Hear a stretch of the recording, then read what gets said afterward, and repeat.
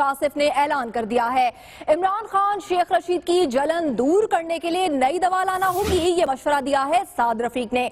साद रफीक के नाम ये बगैर ही शेख रशीद पर तनकीद और उनको अकल से पैदल भी करार दे दिया।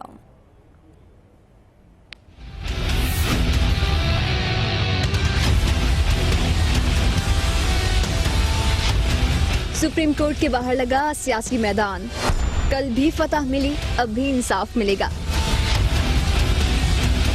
पीटीआई के दावे खोखले निकले, ख्वाजा आसिफ का ऐलान। शुक्र है कि ये कार्रवाई अब शुरू हो चुकी है।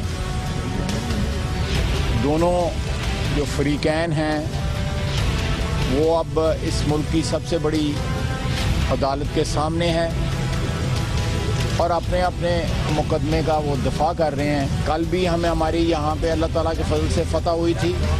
इंशाअल्लाह ताला फिर अदालत उज़्मा की तरफ से हमें इंसाफ पर मिलेगा।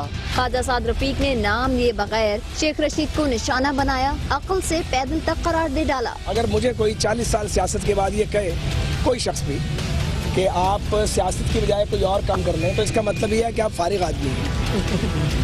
तो उनको वो समझ रहे हैं कि उनको तारीफ उनकी की गई है, उन्हें तो आज सनद मिल गई है कि वो सियासत में फारिग आदमी है। तहरीक इंसाफ को इंसाफ की जिद करार देते हुए ख्वाजा आसिफ ने कहा कि इमरान खान की जलन की दवाई हकीम लुकमान के पास भी नहीं। जलन का, जलापे का, हसद का इलाज तो लुकमान हकीम के पास भी नहीं। अब इमरान खान साहब की जलन के लिए कौन सी बरनौल हमें तैयार करनी पड़ेगी, इस पे हम आजकल गौर कर रहे हैं। हुकूमती वज़रा का कहना है कि तहरीक इंसाफ इल्जामात और पगड़ियां उछालने की सियासत करती है। इसे जो वोट मिल चुके आइंदा वो भी नहीं मिलेंगे।